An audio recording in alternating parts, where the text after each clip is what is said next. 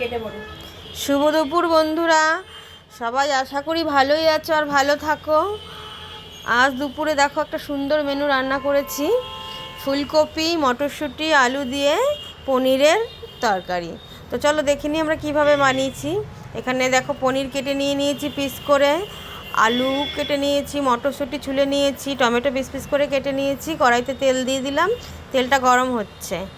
এবার আমি পনিরটাকে হলুদ আর লবণ দিয়ে ভেজে নেব ভালো করে মেখে। অল্প হলুদ দিলাম, পরিমাণ মতো লবণ দেব, ভালো করে মেখে নিয়ে পনিরটাকে আমি ভেজে নেব। দেখো তেলে দিয়ে দিলাম, লাল লাল করে পনিরটাকে ভেজে নেব। পনিরটা ভাজা হয়ে গেলে পরে আমি নামিয়ে নিচ্ছি। দেখো দেখো সুন্দর ভাজা হয়ে গেছে পনিরটা।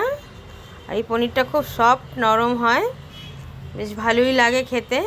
আলু ছেড়ে দিচ্ছি ওই তেলের মধ্যেই, আমি আলুটাকেও লাল লাল করে আমি ভেজে নেব। আর আলুর মধ্যে ফুলকপিটাকেও গোট গোট করে কেটে রেখেছিলাম, একেবারে ফুলকপিটাকেও দিয়ে দিলাম। আলু ফুলকপি দুটোই একেবারে ভেজে নেব লাল লাল করে। অল্প একটু হলুদ গুঁড়ো দিয়ে দিলাম, পরিমাণ মতো নুন দিয়ে দিলাম, ভালো করে নাড়িয়ে চেড়িয়ে লাল লাল করে ভেজে নেব।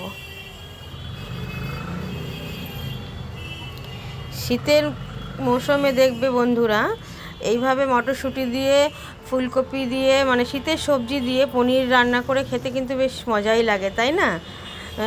এই যে রেসিপিটা, এই রেসিপিটা দেখবেন ভাত রুটি পরোটা সব কিছুর সাথে কিন্তু অ্যাকচুয়ালি ভালো লাগে খেতে, লুচির সাথেও ভালো লাগে খেতে। তো আমরা আজ দুপুরে গরম ভাতের সঙ্গেই খাবো। তো আলু আর ফুলকপিটা ভাজা ভাজা হয়ে যাচ্ছে, আমি নামিয়ে নেব আস্তে ধীরে হয়ে গেলে।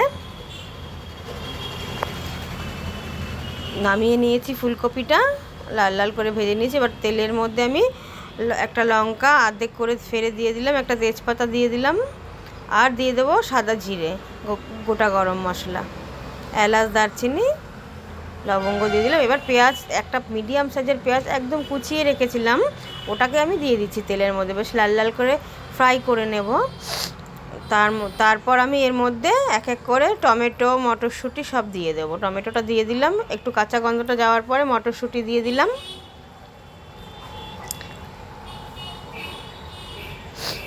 পরিমাণ মতো নুন, হলুদ, লঙ্কার গুঁড়ো, কাশ্মীরি গুঁড়ো লঙ্কা সব পরিমাণ মতো অল্প অল্প করে দিয়ে দিলাম। 1 চা চামচের মতো সাদা জিরের গুঁড়োও দিয়ে দিলাম। আদা বাটা দিয়ে দেব।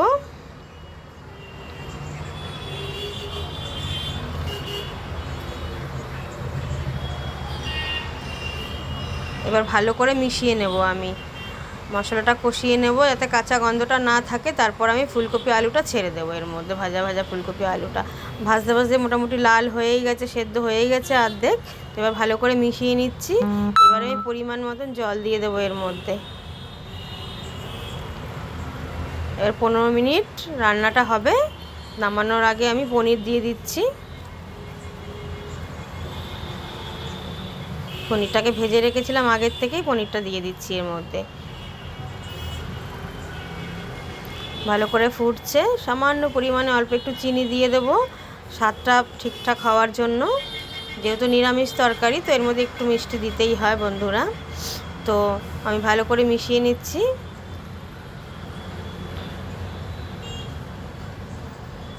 গরম ভাতের সঙ্গে খেতে কিন্তু দারুণ লাগে। এবার নামানোর আগে আমি একটু ঘি দিয়ে দিচ্ছি। আপনারা চাইলে গুঁড়ো গরম মশলাও দিতে পারেন, তো আমি আর দেইনি, আমি গোটা গরম মশলা যেহেতু দিয়েছি।